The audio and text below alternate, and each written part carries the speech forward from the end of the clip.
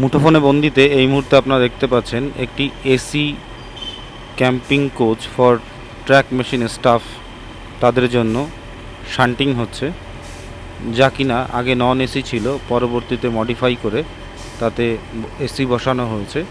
এবং এই কোচগুলির মধ্যে সব রকম সুবিধা কিন্তু বর্তমান, যা নিয়ে আমি আগে একটা উপস্থাপনা বানিয়েছিলাম।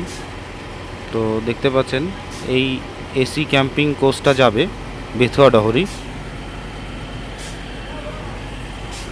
এবং এটিকে পাওয়ারের কাজ করছে, অর্থাৎ এই যে কোচটি টেনে নিয়ে যাচ্ছেন শিয়ালদা ডিভিশনের একটি ট্র্যাক মেশিন ডিজিএস। তো এটি মূলত বিসিএম অর্থাৎ ব্যালাস্ট ক্লিনিং মেশিন সাইডিংয়ে ব্যবহার হয়, তবে এটি একটি যথেষ্ট শক্তিশালী মেশিন। তো এটিকে দিয়েই এই এসি রেস্ট ভ্যানটি পাঠানো হচ্ছে বেথুয়া ডহরির দিকে। এই মুহূর্তে বেলঘরিয়া ইয়ার্ড অর্থাৎ আপনারা বেলঘরিয়ার 4 নম্বর লাইনের পাশ দিয়ে যেটি ভেতরে চলে গেল, সেই বেলঘরিয়া ইয়ার্ডে এটি ছিল রাত্রেবেলা এবং এখন এটি শান্টিং হচ্ছে এবং শান্টিং হয়ে এটি একবারে 3 নম্বর লাইনে উঠবে এবং 3 নম্বর দিয়ে সোজা টানটান বেরিয়ে যাবে।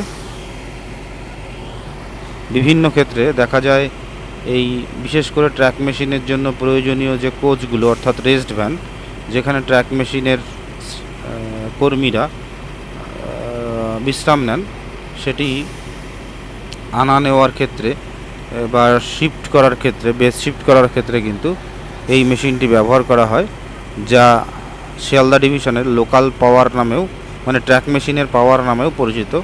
অর্থাৎ কোথাও যদি কোনো ট্র্যাক মেশিন বিগড়ে যায়, সেক্ষেত্রে কিন্তু এই মেশিনটি সেই বিগড়ে যাওয়া পরিস্থিতি থেকে সাহায্য করার জন্য ছুটে চলে যায়। তবে অবশ্যই সেটি যদি কাছাকাছি থাকে তাহলেই, কারণ দূরে থাকলে তো সেটি করা সম্ভব নয়।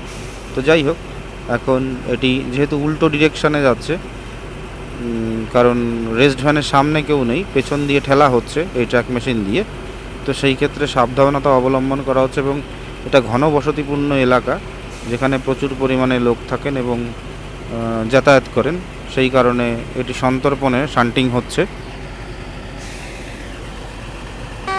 এবং এই যে শান্টিং প্রক্রিয়া চলছে, এই শান্টিং প্রক্রিয়ার জন্য কিন্তু কর্তব্যরত রেল কর্মচারীও রয়েছেন সাবধানতা অবলম্বনের জন্য। নিচে যারা পয়েন্ট ক্রসিংয়ের কাজ করে থাকেন, পয়েন্টসম্যান বা প্রোটার নামে যাদেরকে আমরা চিনি, তিনি কিন্তু রীতিমতো গাইড করছেন, ওদিকটাতে রয়েছেন এবং লাইটের ইশারা করে পাশে থাকা জনগণকে অ্যালার্ট করছেন এবং মেশিনটি যাতে সুন্দরভাবে মেন লাইনে উঠতে পারে সেই ব্যবস্থাটাও কিন্তু দেখছেন স্টেশন মাস্টার, মানে কর্তব্যরত স্টেশন মাস্টারের নির্দেশনা অনুযায়ী।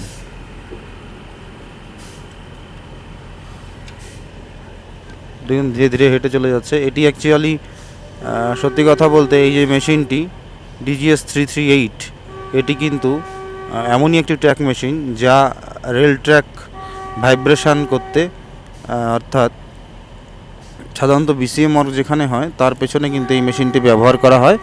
তো এই মুহূর্তে লোকাল পাওয়ার হিসাবে কাজ করছে, অর্থাৎ যেহেতু টিএমও অর্থাৎ ট্র্যাক মেশিন অর্গানাইজেশনের কোচ এটি যাচ্ছে বেথুয়া ডহরি, তো সেক্ষেত্রে কিন্তু এটি পাওয়ার অর্থাৎ লোকোমোটিভের কাজ করছে এবং সেটিকে শান্টিং করে নিয়ে গিয়ে টানটান বেথুয়া ডহরির দিকে কিন্তু সে এগিয়ে যাবে। তো এরকম রাত বিরেতে চলতে থাকে বিভিন্ন রকম কার্যাবলী রেলের, যা সাধারণত লোকচক্ষুর আড়ালেই হয়ে থাকে এবং এই মাকড়সার জালের মতো বিছিয়ে থাকা রেল ব্যবস্থাকে সুন্দরভাবে যাতে পরিচালিত হয়, তার জন্য কিন্তু ট্র্যাক মেশিনের ভূমিকা বর্তমান দিনে অনস্বীকার্য। তো এই ছিল আজকের মুঠোফোনে বন্দির উপস্থাপনা। ধন্যবাদ, ভালো থাকবেন এবং উপস্থাপনাটি কেমন লাগলো অবশ্যই কমেন্ট বক্সে জানাতে ভুলবেন না। ভারতীয় রেলের আপনাদের যাত্রার শুভকামনা করে শেষ করছি।